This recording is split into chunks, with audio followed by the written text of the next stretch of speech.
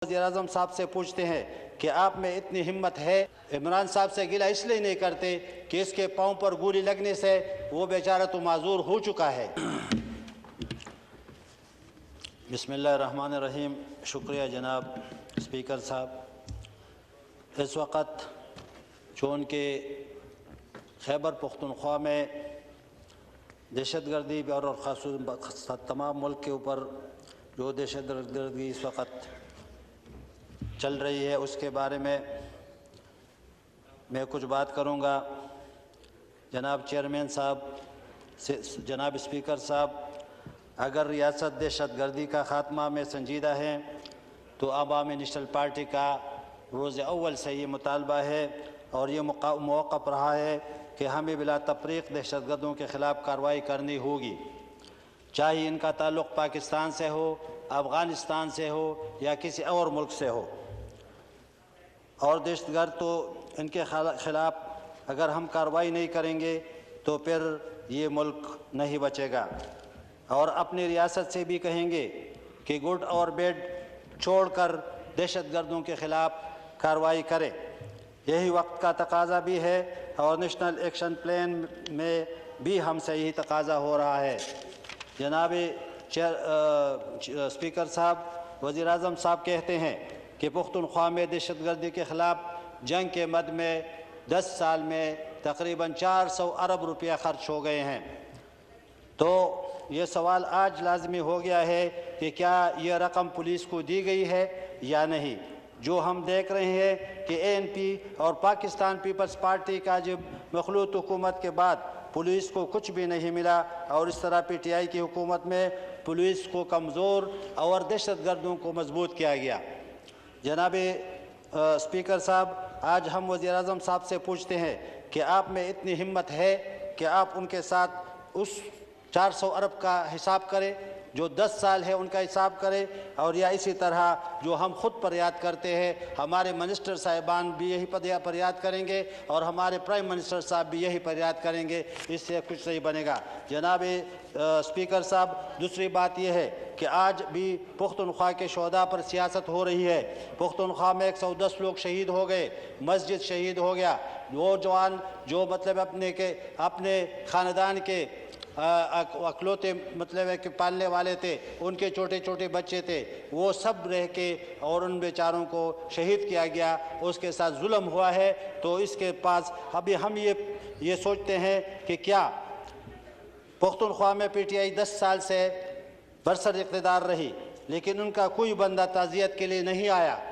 और हम तो इमरान साहब से गिला इसलिए नहीं करते कि इसके पाँव पर गोली लगने से वो बेचारा तो माजूर हो चुका है, वो तो नहीं जा सकते। लेकिन कम अज़ कम मैं अपने दोस्त परवेज़ खटक साहब को इसलिए गिला करूँगा कि वो पार्टी का सूबाई सदर भी है और पहले जो वो उसका मिनिस्टर भी रह चुका था, तो कम अज़ कम इस सूबे में 5 साल वज़ीर भी रहे, तो उसके लिए कम अज़ कम आना चाहिए था और लोगों के साथ ताज़ियत करना चाहिए था। बल्कि हम कहने में हक़ बजानिब होंगे कि आज दहशतगर्दी का जो लहर है वो रीसेटलमेंट के ज़रिए जो इन्होंने किया था उसके वजह से ये है। जनाब स्पीकर साहब, हमसे लोग ये सवाल करते हैं कि क्या वजह है कि दरियाए सिंध के उस पार जन्नत है, वहाँ पे अमन है, वहाँ पे खुशी है, वहाँ पे कारोबार है, वहाँ पे लोग अपने अपने गाँव पे जाते हैं, स्कूल खुले हैं, कॉलेज खुले हैं, मदरसे खुले हैं, मसाजिद खुले हैं। और यहाँ पे ये जो दहशतगर्दी वाला ज़मीन है, जो ये पाकिस्तान का ये टुकड़ा जहन्नम बना हुआ है, यहाँ पे रोज़गार नहीं है, यहाँ पे धमाके हो रहे हैं, यहाँ पे लोग भत्ता वसूल करके चिट बेच रहे हैं, वसूल कर रहे हैं, और यहाँ पे तालीमी इदारे भी महफूज नहीं है, मसाजिद भी महफूज नहीं है, जनाजों भी में धमाके हो रहे हैं। तो ये इस पे लोग हमसे पूछते हैं जिनका हमें कोई जवाब हमारे पास नहीं है। पुख्तूनख्वा में रहने वाले हर मकतब फ़िक्र के लोग कुर्बानियाँ दे दे कर जनाब स्पीकर साहब थक चुके हैं। हाँ कि हम सालों से कह रहे हैं कि जो रीसेटलमेंट की बात हो रही है उसका खमियाजा हमें भुगतना पड़ेगा। आज इसका ज़िम्मेदार कौन है? और रियासत से भी यही पूछ रहे हैं کہ ریسیٹلمنٹ کی بات کرنے والوں کو کیا سزا ملی ہے؟ وزیر داخلہ یہ جواب ہمیں ضرور دے دے، جو کہ ابھی موجود نہیں ہے، لیکن اس کے نوٹس میں یہ لائیں کہ ہمیں جواب دے دے کہ ریسیٹلمنٹ کی بات کرنے والوں کو کیا سزا ملے گی۔ آج ری سیٹلمنٹ کی بات کرنے والا بھی مظلوم بن رہا ہے، کیونکہ ریاست اس کے آگے بھی آج بھی بے بس ہے۔ جناب اسپیکر صاحب، مونږ پښتنو د خپل خاورې د ناموس لپاره هغه قرضونه هم ادا کړل چې راپورې نه وو۔ جناب اسپیکر صاحب، ہم پشتونوں نے اپنے پاک دھرتی اور مٹی کے ناموس کے خاطر وہ قربانیاں بھی دے دیے کہ وہ قرض بھی ادا کیے جو ہمارے اوپر واجب الادا بھی نہیں تھے۔ جناب اسپیکر صاحب، میں یہ پوچھنا چاہتا ہوں کہ ANP دہشت گردی کو ری سیٹل کرنے کے عمل کو جوڈیشنل انکوائری کا مطالبہ کرتی ہے، اور جنرل فیض اور اس کے مہر نے پختون قوم کو ایک دفعہ پھر بارود کے ڈیر پہ بٹھا دیا۔ ہم گناہگار وہ سب ہیں، ہمارے گناہگار وہ سب ہیں جو 70 سالوں سے اس فساد کو جہاد کا نام دے رہے ہیں۔ ذمہ دار وہ بھی ہے جنہوں نے افغانستان کی خود مختاری کے سودے پر پاکستان میں خوشیاں منائے۔ علماء کرام وضاحت کرے کہ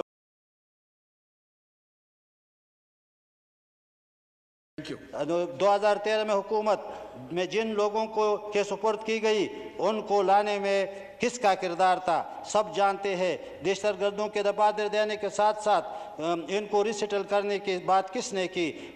جس نے طالبان کو دوبارہ مسلط کیا وہ کہہ رہے ہیں کہ 2/3 اکثریت سے دوبارہ ہم حکومت میں آئیں گے، اور وہ یہ بات بظاہر ہر جگہ کہہ رہے اور تقریر میں کہتے ہیں۔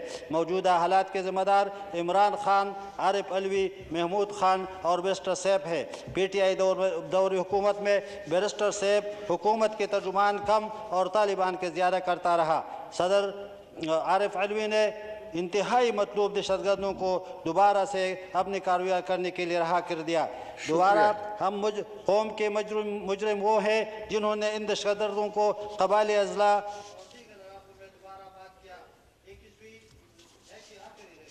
جی کنکلوڈ کریں جی۔ 21ویں صدی میں اگر کہیں ایسا واقعہ ہو تو پورا ملک کام اٹھتا ہے۔ جنازے اٹھا کر تک چکے ہیں۔ پختونخوا میں آج ہم سے یہ سوالات بھی کیے جا رہے ہیں کہ یہ کیوں ہو رہا ہے؟ جناب اسپیکر صاحب، وہ کہتے ہیں کہ ہم نے قرآن کو سینون سے لگایا، ہم تیرے قرآن کو سینون سے لگایا ہم نے، تیرے کعبے کو جبینوں سے بسایا ہم نے، اور تیرے درد اور پھر بحر ظلمات میں دوڑا دیے گھوڑے ہم نے، پھر بھی ہم سے گلا ہے کہ وفادار نہیں، ہم وفادار نہیں، تو بھی تو دلدار نہیں۔ Thank you. جناب مفتی عبدالشکور صاحب۔